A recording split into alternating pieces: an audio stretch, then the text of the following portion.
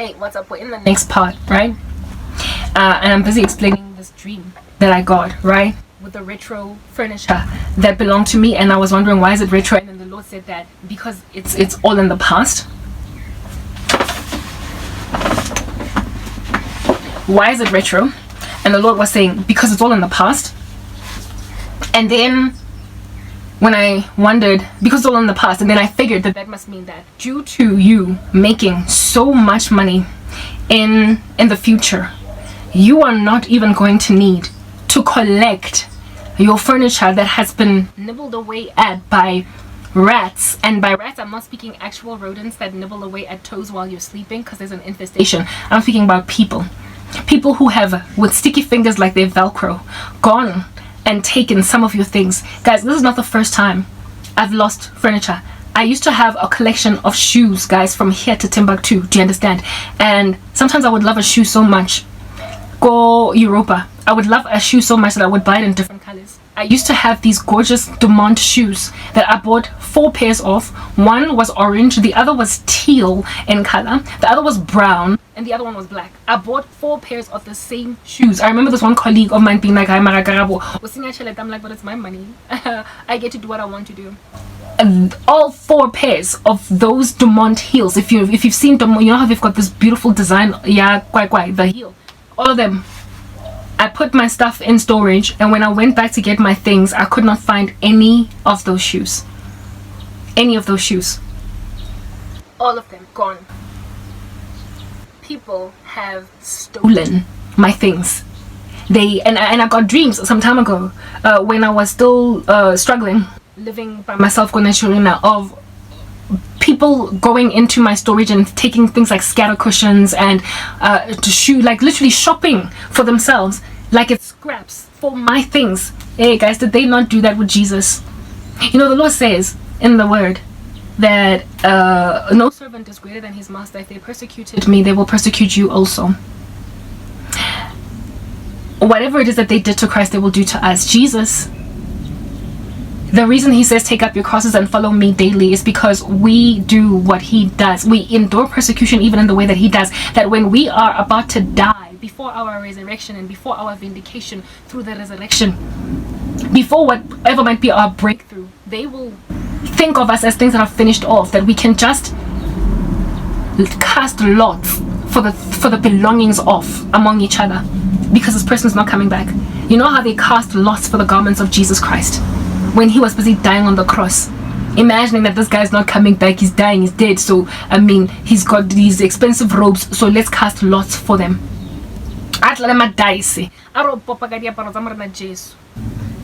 Yeah, well, people in my family have cast lots for my furniture.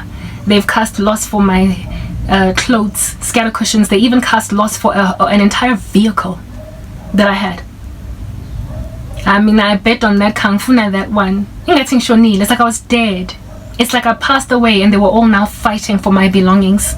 There are scatter cushions of mine, toasters, refrigerators, and like bed linen. Another thing that went missing was bed linen, ditolu, towels, bed linen. I told you everything of mine was new. My towels were still fluffy, fresh from the store. Some of them I had not yet even used, or I had only used them once or twice. Towels, the fatuku, brand spanking new dishcloths for the kitchen. My cutlery and my crockery was new.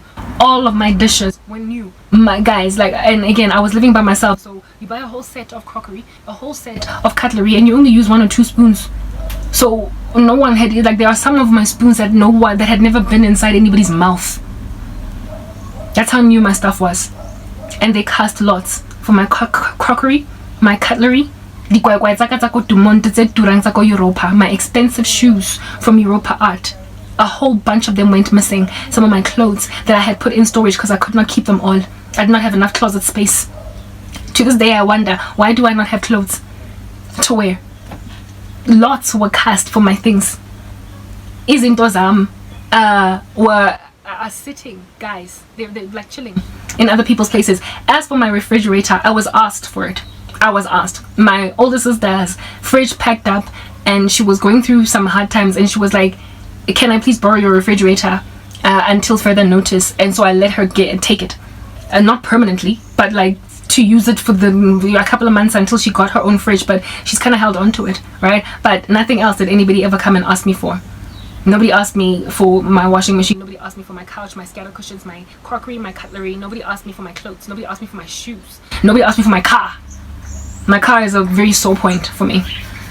And they cast lots for it because, you know, no servant is greater than his master. If they persecuted Christ, they will persecute you also.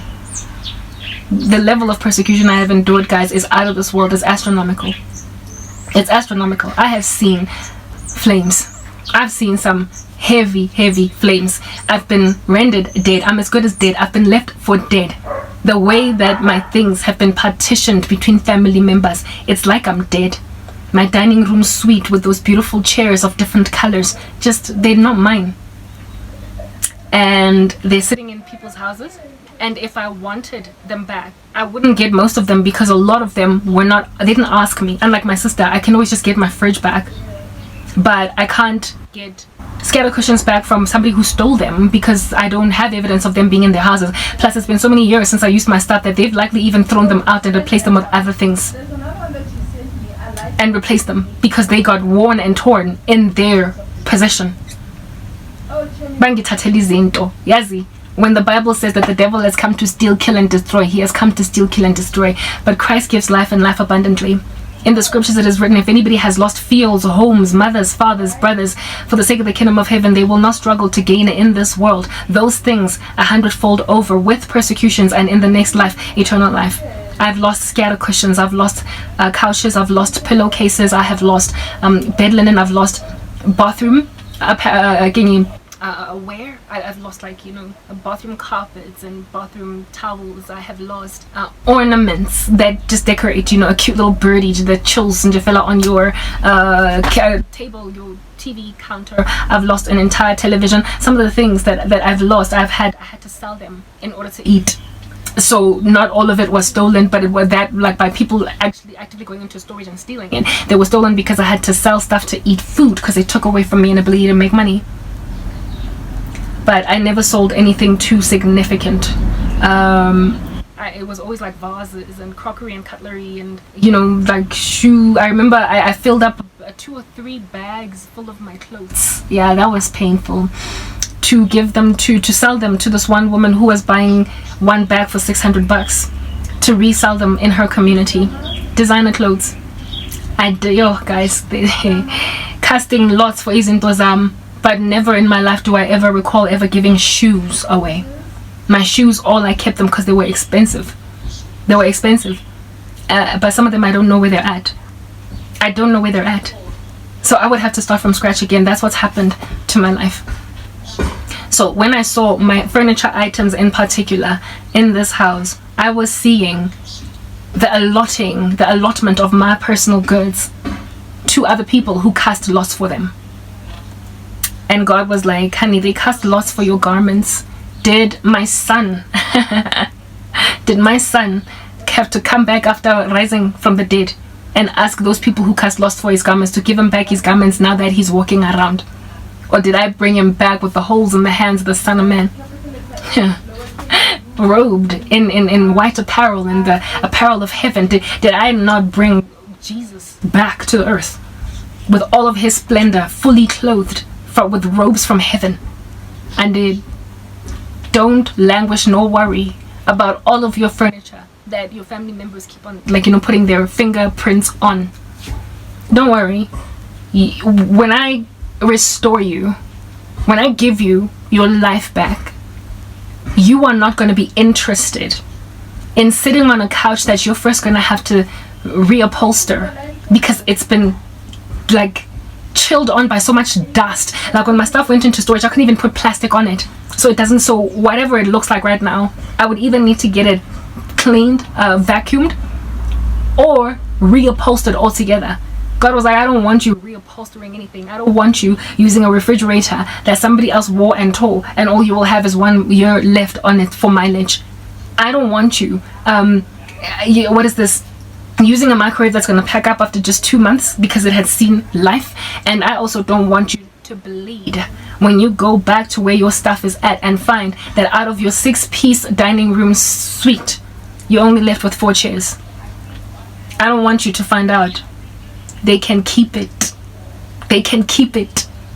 Because when I restore you, you are going to get so much money in such a short space of time that you're going to be able to move out of your mother's house and buy all your furniture cash from scratch. Again, they can keep it. They can keep it. Uyongena mntanam eCoreCraft uyothenga entsha itafule umbhede omusha, a new sleep bed. Look at the bed that you're sleeping on. You bought it from Rochester. It was so beautiful when it was new.